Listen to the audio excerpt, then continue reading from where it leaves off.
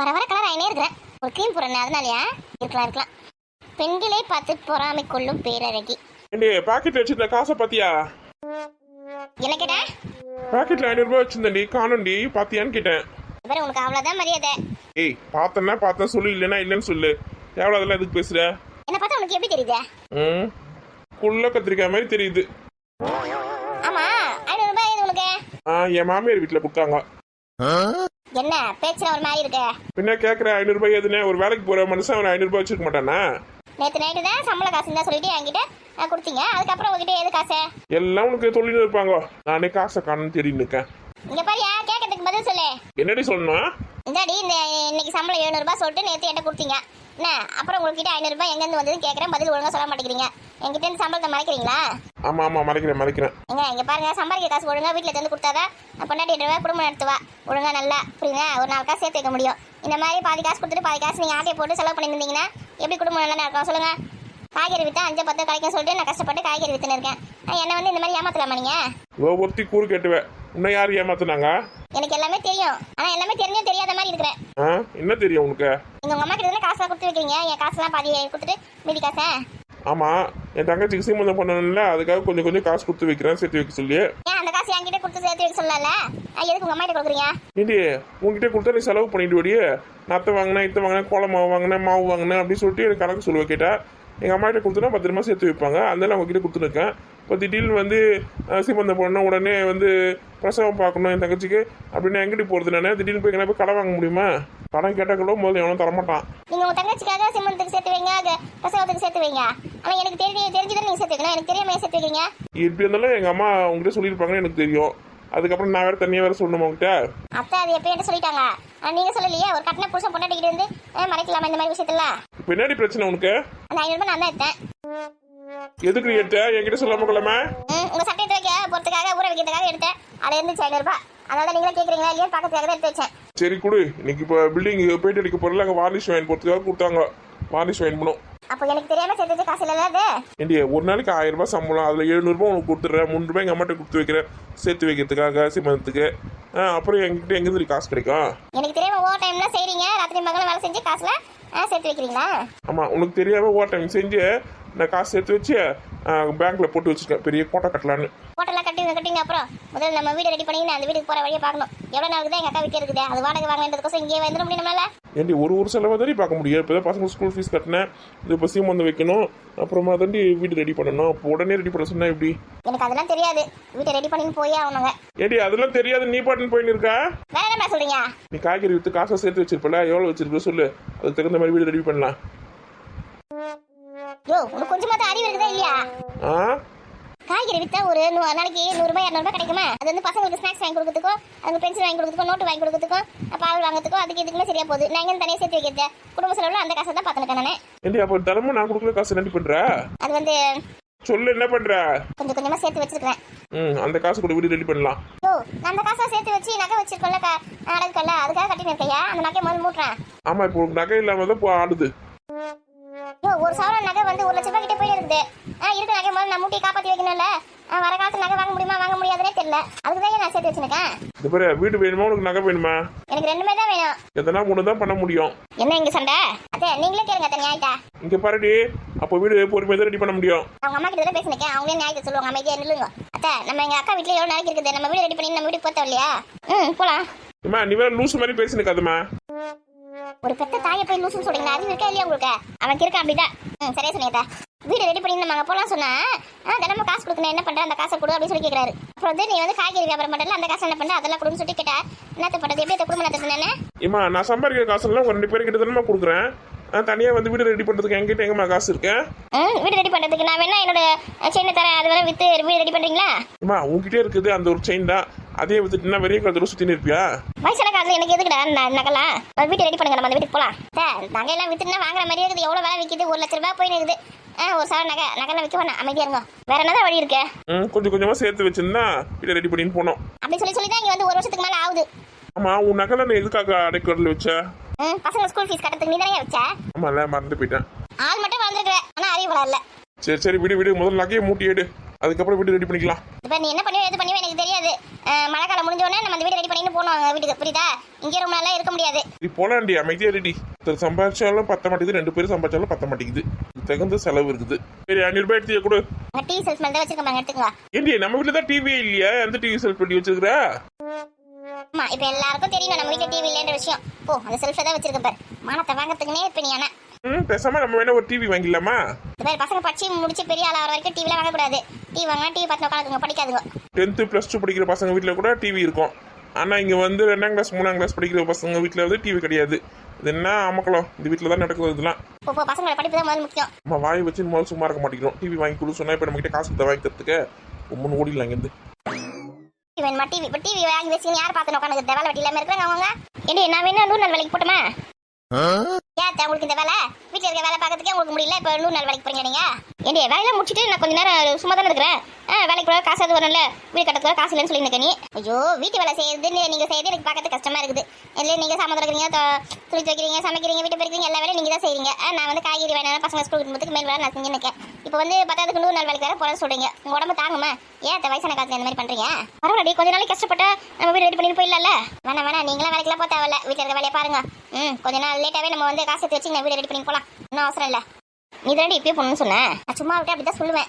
இல்லைன்னு வச்சுக்கேன், வாடகை இல்லாமல் எங்கள் அக்கா வீட்டில் இருக்கிறோம். இப்படியே எங்கேயே இருந்தில்ல அப்படின்னு நினைக்க கூடாதுல. அவரே நான் இப்படி தான் நம்ம வீட்டுக்கு போகணும் அப்படின்னு நினைக்கணும்ல. அதுக்காக தான் விட்டு அப்படி சொல்கிறேன் நான். அப்படியா? நீ சொல்கிறது சரிதா. எனக்கு என்ன நம்ம வீட்டுக்கு போய் தானே ஆகணும்மா? எங்கள் அக்காவும் சும்மா சொல்லக்கூடாது. ஏன் இவ்வளோ நாள் அமைதியாக இருக்குது, எனக்கு என்ன ஒரு வாய் வார்த்தை இல்லை. என் வீட்டில் தான் நீ வாடகை கொடுக்காம சும்மா இருக்கிறேன் அப்படின்னு சொல்லிச்சுன்னா தாங்குமா என் மனசு? அது அந்த மாதிரி பேசாது. இதனால நான் சொல்கிறேன் நான் ஒரு வார்த்தைக்கு அப்படி சொல்லிச்சுன்னா தாங்காது. அதனால வந்து நம்ம வீடு ரெடி பண்ணி வச்சுக்கிறது நல்லது தானே நமக்கு. ஆமாம் நம்ம வீடு ரெடி பண்ணி வச்சுக்கலாம். இப்போ வந்து நம்ம சீமந்தம் வேற பண்ணணும். சீமந்தம் பண்ணிட்டு டெலிவரி பார்த்து அவங்க பொண்ணை வந்து மாமியார் வீட்டுக்கு நாங்கள் நெட்டில் போட்டு குழந்தைக்கு அமுச்சு விட்றதுக்கு நமக்கு ஒரு செலவு இருக்குது. அது முடிஞ்சதுக்கப்புறம் தான் வீட்டில் கை வைக்கணும். ஆமாம், அந்த ஒரு செலவு இருக்குது. அதான் நான் சொல்கிறேன், நகை இருக்குல்ல, அதை வச்சு பார்த்துக்கலாம். எல்லா செலவையும் நீ எதுவும் பயப்படாத. அந்த ஒரு செயின் இருக்குது உங்களுக்கு பிடிக்கல, இப்போ அதை எத்தனை அடமான கல்லை வச்சுட்டா நீங்கள் அமைதியாகிடுங்கன்னு நினைக்கிறேன். எப்போ பார்த்தாலும் செயின் இருக்குது சொன்னிக்கிங்க வச்சு என் நகையை மூட்டாமல் நான் அவசரப்பட்டு நினைக்கிறேன். போய் திங்க வச்சிருங்க. வேற என்ன பண்ணுறது? வயிற்ற கட்டி வாயை கட்டி தான் செய்யணும் எல்லாத்தையும். அதுக்கு குழந்தைங்களா ரொம்ப கொடுமை பண்ணாத, புரியுதா? குழந்தைங்க நான் தான் கொடுமை பண்ணுறேன். அதை கேட்கறத வாங்கி கொடுத்துன்னு தான் இருக்கிறேன். சரிம்மா, நான் வேலைக்கு போயிடுறேம்மா. ஏங்க சாப்பிடவே இல்லை, அதுக்குள்ளே கிளம்பிட்டீங்க? சாப்பிட்டு போங்க. எங்க மாமியார் மகள் வந்து பட்டி மன்ற மாதிரி பேசி வைக்கீங்களா? டிஃபன் எடுத்து வச்சதால சாப்பிட்டு போக முடியா? ரெடி ஆச்சு எடுத்து நான் உட்காரு. அப்படியே மினுக்குவீங்க. ஏண்டி பசங்க ரெடி பண்ணுது? 2 விளையாடி இருக்குதுங்க. ஸ்கூலுக்கு டைம் ஆகலையா? நீங்க தான் சீக்கிரமா வேலைக்கு போனா கிளம்பி நிக்கீங்க. பசங்களுக்கு 9:30 ஸ்கூலு, 8:30 டைம் காக்கிட்டு போய் விட்டா சரியா இருக்கும். அவங்க திரும்ப ஸ்கூல் விட்டுட்டு அப்படியே காய்கறி வாங்கிறதுக்கு போன நான். சரி சரி. எங்க தலையில இருக்க முடியல, என்னங்க கொட்டி போயிட்டு இருக்கு? ஆமாண்டி, ஏற்கனவே பாதி சொட்டையாகி போச்சு, இன்னும் கொட்டி மொத்த சொட்டையாயிடும் பொழுது. இருங்க, உங்களுக்கு ஒரு தேங்காய் ஒன்று காய்ச்சி தரேன். தலைவர் நீங்க வச்சுக்கோங்க, முடி கருகருன்னு வளரும். ஏற்கனவே அப்படிதான் ஒரு எண்ணெய் காய்ச்சி தந்தா அதுல ஆரம்பிச்சுட்டு தான் முடி கொட்டுறதுக்கு. கொட்டி பாதி கொட்டி போச்சு. இப்போ இருக்கிற முடி கொட்டத்துக்கு இப்போ எண்ணெய் காய்ச்சி தெரியா நீ? தேங்காய் தலைவர் முடி கொட்ட ஆரம்பிச்சுதே. ஆமா, உன் எண்ணெய் வேணா ஒன்றும் வேணாம், பழி பபிக்கா மூஞ்ச பண்ணல. தேங்காய் தலைவர் தான் என் முடி எவ்வளோ பெருசாக வந்துருது. கொண்ட கூட கட்ட முடியல, அவ்வளோ பெரிய முடி வந்து போயிருக்கு எனக்கு. கழுதை திரும்ப கற்பூர வாசனை. ஏன் நான் வரவா? வேணாண்டி தொத்துன்னு வந்துட்டேன். கொஞ்சம் சீக்கிரம் வாங்க. ஏண்டி இதை வாங்கி வையண்டி, அப்படியே நின்று பார்த்துருக்கா. கீழே போட்டு போறேன் நான். கூட கொடுங்க. அவங்க கிட்ட கொடு, குழம்பு எடுத்து வரேன். என்னடி அது பானையில பழைய சோறா? எடுத்துருவா. இந்த இட்லி தோசை பூரி பொங்கல்லாம் பார்த்தா கடுப்பாகுது. இந்த மாதிரி பழைய சாதம் அதெல்லாம் சாப்பிட்டாதான் வயிற்றுக்கு எதமா இருக்கும். ஒரு சாப்பிட்டு ரொம்ப நாள் ஆகுது. எத்தனை ஐயோ, பழைய சாதம் இல்லையா? கூழு. எங்க அம்மா கூழா செஞ்சிருக்குதே பாருப்பா. இல்லை குடிங்க. கூழு சொன்னோன்னா என்ன ஒரு சந்தோஷம். ஏண்டி இந்த கூழுக்கெல்லாம் ஈடு ஒரு பிரியாணி கூட வராதுடி, மட்டன் பிரியாணி கூட வராது. வயிற்றுக்கு என்ன இதமா இருக்கும் இதெல்லாம் குடிச்சா. இதை விட்டுட்டு இட்லி தோசை பூரி அதெல்லாம் போட்டே சித்திரவதை பண்றீங்கன்னா தினமும் கூழ் கொடுத்துங்க கூட நான் டெய்லியும் குடிச்சிட்டு போயிடுவேன். குடிங்க வாரசின் போடாதீங்க. எங்க அம்மா இப்போ தயிர் ஊற்றிருக்கு, வெங்காயம் போட்டிருக்கு. எப்படி டெக்கரேஷன் பண்ணி எடுத்து வந்துருக்கு. இருங்க கருவாட்டு குழம்பு எடுத்துறதுக்கு போயிருக்காங்க. ஏண்டி எவ்வளோ சீக்கிரம் எப்படி கருவாட்டு குழம்பு வச்சு காலையில? நைட்டே வச்சுட்டாங்க. ஏன்னா காலைல கூழ் தானே, தொட்டுக்கிறதுக்கு குழம்பு வேணுமேன்றதால நைட்டே வந்து குச்சி கருவாடு பேர் அந்த நேரத்தில் கருவாடு அது போட்டு குழம்பு வச்சிருக்காங்க. எங்க அம்மா அசத்துறாங்களே. நான் தான் கருவாட்டு குழம்பு வைக்கலாம்னு சொன்னேன். உங்க அம்மா வந்து மூர் மிளகா இருக்குல்ல, அதே வறுத்து கொடுத்துலாம்னு சொன்னாங்க. நான் தான் சரி கருவாட்டு குழம்பு நல்லா இருக்குமே கூழுக்கு சொல்லிட்டு செய்ய சொன்னேன். உடனே அப்படியே மினுக்குவீங்க. கொஞ்ச நேரம் அப்படி 2 பேரும் விட்டுட்டு போக முடியல, சண்டை போட்டுக்குதுங்கம்மா. சரி குழம்பு வாங்கி வைடி. கொடுங்க. என்ன தேது சட்டியோட தூக்கி வந்துருக்கீங்க. ஒரு கிண்ணத்துல ஊற்றி தரக்கூடாது. கிணத்துல ஊற்றி தருவா. இது கிணத்துல ஊற்றிக்கலாம்ல. கொடுங்க அப்படி. இது கிணத்துல வரேன். ஏம்மா ஒன்று 4 வாட்டி சொல்ல வேண்டியது. வயசாகி போட்டா எல்லாமே மறந்து போயிடுமா? இருமா, அவங்களையும் இருமா கத்தினக்க நீ போய் எடுத்துட்டு வர வேண்டியது தானே. நான் போறேன் தான் சொன்னேன். அவங்க தான் வராத எடுத்துட்டு வர சொல்லிட்டு எடுத்துட்டு வராங்க. நான் அவங்க வேலை வாங்கி நிற்க, அவங்க தான் ஓடி செஞ்சு நிற்காங்க. மணி வேற ஆகுது, இப்பதான் ஆடி நிற்கீங்க 2 பேரும். இந்த சட்டியோட அப்படியே ஊற்றிக்கங்க குழம்பு வாயில. வெய் கீழே வெய், போட்டுக்கிட்டு உடைக்க போறேன். இந்தடி இதுல அந்த கிணத்துல குழம்பு என்ன குழம்பு இதா? கருவாடு குழம்பு தான் நான் தான் ஊற்றி வச்சேன், மறந்துட்டு சாப்பிட்டு எடுத்துட்டு வந்துட்டேன். ஐயோ ஞாபகம் மறதி வந்துச்சு அவங்களுக்கு. கொடுங்க கொடுங்க குழம்பு கொடுங்க. இப்பதான் சொல்லினே இருந்தேன் அவர்கிட்ட. நான் சும்மா ஒரு பேச்சு சொல்லுங்க, நிஜமா ஞாபகம் மறதி வந்துருக்கு தெரியுமா? ஏன்டி பசங்களை கூப்பிடுறது? பசங்க சாப்பிட்டு ஸ்கூலுக்கு கிளம்புல. கூப்பிடுறத எங்க என்னங்க குழம்பு? குடு மணி வேற ஆகுது. பழைய சாறு பச்சை மிளகா பக்கத்து வீட்டு குழம்பு வாசம். எது பக்கத்து வீட்டு குழம்பா? இனி உங்க அக்கா வீட்டுல இருந்தா வேணா நீங்க குழம்பா? ஆமா, சும்மா ஒரு பாட்டு பாடக்கூடாது, அப்படியே நீட்டு வைங்க. பக்கத்து வீட்டு குழம்பு கிடையாது, இந்த வீட்டு குழம்பு கிடையாது, நாங்க வச்ச குழம்பு. எப்படி பாருக்குது? சூப்பர்மா. எப்பயுமே வந்து இந்த உப்புமா உனக்கு கிண்டி உட்காந்துருப்பீங்க, இல்லைன்னா பூரி சோறு, இட்லி சோறு, தோசை சோறுன்னு குழம்பு பண்ணி நிற்பீங்களா? உங்களுக்கு எப்படி டக்குன்னு கூழ் செய்யணும்னு தோணுச்சு?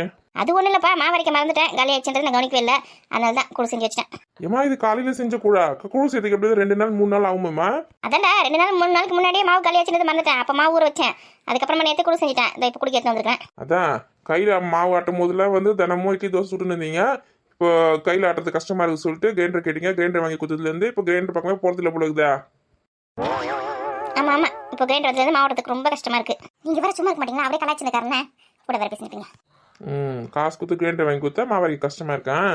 எங்க கூழ் உங்களுக்கு ரொம்ப பிடிக்கல, அதான் உங்க அம்மா செஞ்சுருக்காங்க, குடிங்க. எனக்கு வந்து தினமும் கூழ் செஞ்சு கொடுத்தா கூட நான் குடிச்சுவேன். எனக்கு ஒன்றும் பிரச்சனையே கிடையாது. எனக்கு ரொம்ப பிடிக்கும் கூழ் தான். தினமும் செஞ்சு தருவாங்க, குடிங்க. இன்னைக்கு பசங்களையும் கூப்பிடுறீ, பசங்களும் கூழ் கூடுறீ. கூப்பிடுறேன், நீங்க முதல்ல சாப்பிட்டு கிளம்புங்க. அது வந்துச்சுன்னா உங்களை சாப்பிட விடாது, அமக்கலம் பண்ணுங்க. அதுவும் சரிதான், மடியில் ஏறி ஒன்று உட்காந்துக்கும், அமக்கலம் பண்ணுங்க. சரி நான் சாப்பிட்டு கிளம்புறேன். எப்பா வாங்க வாங்க வாங்க சாப்பிடுங்க வாங்க. 2 பேரும் மனதில் நல்லா ஆட்டம் போட்டுட்டு வந்தீங்களா? கை கால் கழுவிங்களா? கழுவிட்டமா. நான் கூட சுத்தமா கை கால கழுவிட்டமா. வாங்க கூழ் சாப்பிடுங்க வாங்க. எப்பா கூழ் எனக்கு வேணாப்பா, எனக்கு இட்லி தான் வேணும். அத்தா இட்லி கேக்குதுங்க அத்தா. எங்கடி போறது இப்ப இட்லிக்கு? இட்லி நாளைக்கு செஞ்சு தருவாங்க. கூழ் தான் ரொம்ப நல்லது. இன்னைக்கு 2 பேரும் கொஞ்சம் கொஞ்சம் கூழ் குடிச்சிட்டு ஸ்கூல் கிளம்புங்க. அப்பா எனக்கு வேணாப்பா.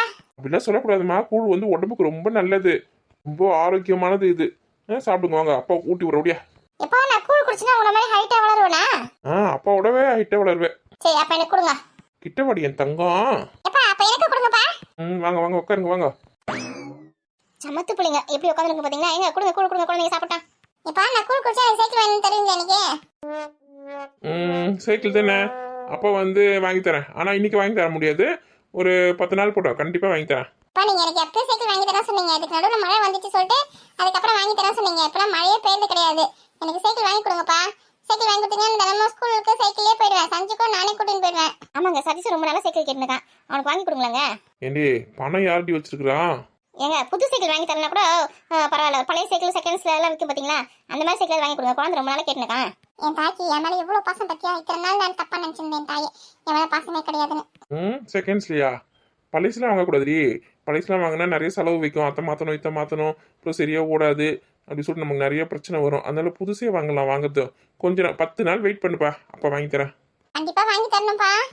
அப்ப வாங்கி தருவார். நீ குடிச்சு ஸ்கூல் கிளம்புங்க. நீங்க மட்டும் சைக்கிள் வாங்கி கொடுத்தீங்கன்னா பாருங்க, சதீஷ் வந்து சஞ்சய் கூட்டுன்னு அவனே ஸ்கூல் போயிடும், அவனே ஸ்கூல்ல இருந்து வந்துருவான். எனக்கு வந்து ஒரு வேலை மிச்சம் ஆகும். உனக்கு ஒரு வேலை மிச்சம் ஆகுறதுனால இப்போ வந்து ரெக்கமெண்டேஷன் பண்ணி நிற்க சதீஷ்க்கு சைக்கிள் வாங்கி சார் சொல்லி. டேய் அண்ணா எனக்கும் சைக்கிள் ஓட்ட சொல்லி தரணும். இங்க பாரு, என் சைக்கிளை கை வச்சேன்னு வச்சுக்க அவ்வளவுதான். நீ எப்பா பாத்தீங்களா அவன் எப்படி சொல்றானே? பார்த்துன்னு தான் இருக்கேன். ஏன்டா வாய் வச்சு சும்மா இருக்க மாட்டேடா நீ? அவரே சைக்கிள் வாங்கி தரேன் சொல்லியிருக்காரு, அதையும் கெட்டு போல இருக்குதா? அதான் சைக்கிள் வாங்கி கொடுத்தா 2 பேரும் ஓட்டுற மாதிரி தான் வாங்கி தரேன். என்ன தங்கச்சி பாப்பா தொடக்கூடாது, தங்கச்சி பாப்பா வீட்டுன்னு போக மாட்டேன் வரமாட்டேன் அப்படின்னு சொன்னா உனக்கு சைக்கிளே கிடையாது. நடந்தே போயிட்டு நடந்தே வா. சூப்பர்ப்பா சூப்பர்ப்பா. இந்த பள்ளி என்ன பண்றதுன்னு தெரியலையே. சரிப்பா தங்கச்சி பாப்பாக்கு கொடுக்குறேன் சைக்கிளை. எப்பா அவன் போய் சொல்றான்ப்பா. இப்ப மட்டும் பாத்தீங்களா தங்கச்சி பாப்பாலாம் சொல்றான். சைக்கிளை வாங்கி தராதீங்கப்பா. விடுமா வாங்கி தரலாம்.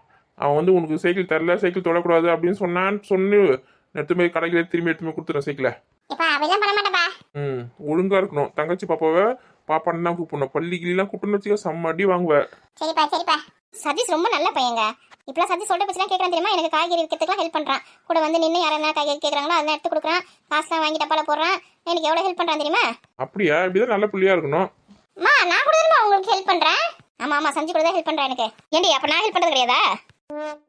இதான் எனக்கு நிறைய ஹெல்ப் பண்றீங்க, அது சொன்னாதான் உங்களுக்கு தெரியுமா? நான் தான் ஹெல்ப் பண்றேன் உனக்கு. ஆமா, ஒரு வீடு இருந்தா எல்லாருமே ஒருத்தருக்கு ஒத்தையசி பண்ணுங்கன்னா தானே அந்த குடும்பம் நல்லா தழைச்சு வாங்கி செழிச்சு மேலோங்கி வரான். நான் ஏன் உனக்கு வேலை செய்யணும், நீ எனக்கு வேலை செய்யணும் அப்படின்னு போட்டியை பொறாமையா வச்சிருந்தா அந்த குடும்பம் எங்க இருந்து மேல் போறத? ஆமா நீ சொல்றது சரிதான். எம்மா மாமியார் மருமகள் எவ்வளவு ஒத்துமையா இருக்காங்க பத்தியா? உங்க பிள்ளை நம்மளை பார்த்து கண்ணு வைக்கிறாரு, அவன் கிடக்குறான். நீங்க வந்து எனக்கு மாமியார் இல்ல, எனக்கு இன்னொரு அம்மா. எதுக்கும் தெரியல இந்த ஐஸ்லாம். இந்த மாதிரி ஏமாத்தி தான் என்ன இங்க உட்கார வச்சுக்கிறவ. புள்ள விட்டு வேற எங்க போறீங்க? உங்க பொண்ணு வீட்டுக்கு போறீங்களா? அவங்க மாமியாரே வெயிட் பண்ணி நிக்குது, நீங்க எப்போ வருவீங்கன்னு. நான் போடியமாங்க அவ்வளோ பயமா எம்மோடியோ பயமான்னு கேட்குறியா வாயாதுக்கு எனக்கு கூட அதை பார்த்தா பயமா தான் இருக்குது.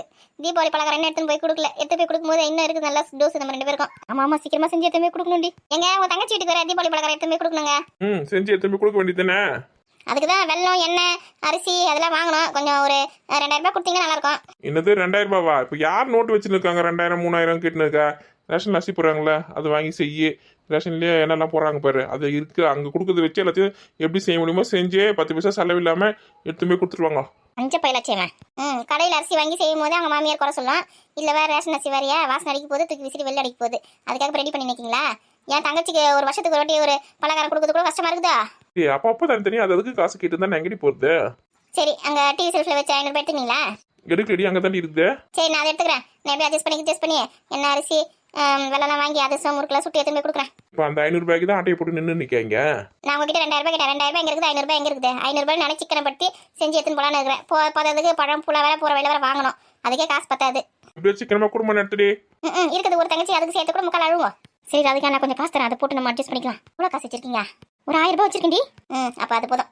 சரிங்க சாப்பிட்டு கிளம்புங்க. மணி ஆகுது. மாமியார் மகனும் அப்போ நேரமாக குச்சுன்னு அதுக்கசி பேசினே பழகுமா. பசங்களா கூழ் குடிச்சிட்டு வாங்க நம்ம கிளம்பலாம் ஸ்கூலுக்கு. மணி இன்னும் 8 கூட ஆகலப்பா. நாங்கள் 8க்கே கிளம்பி போகிறோம். நீங்கள் முதல்ல கிளம்புங்க. அப்படியா? சரி அப்போ நான் கிளம்புறேன். எங்க நீங்கள் வரலையும் உங்கள் தங்கச்சி வீட்டுக்கு? ஏண்டி நான் வரலடி, வேலை இருக்குடி. நீங்கள் 2 பேர் மட்டும் போயிட்டு வாங்க. அம்மாவும் நீயும் போங்க. உங்கள் தங்கச்சி கேட்பா நான் என்ன பேச சொல்லுது? அண்ணா இன்னொரு நாளைக்கு வந்து பார்க்குறேன் அப்படின்னு சொன்னாருன்னு சொல்லு. ஏண்டா கொஞ்ச நேரம் பர்மிஷன் போட்டு வாயண்டா. ஒரு 1 மணி நேரம் 2 மணி நேரம் போயிட்டு வந்து நடக்குனே. எங்கம்மா பர்மிஷன்லாம் போட்டு வர முடியாதுமா. அந்த 2 பசங்க இருக்கிறாங்க 10 பசங்க. ஆள் இல்லைன்னு வச்சுக்க பெயிண்ட் டப்பாவோட அப்படியே பெயிண்ட் டப்பாவோட வித்துருவாங்க முழுசாவே ஓப்பன் பண்ணாமல் கூட.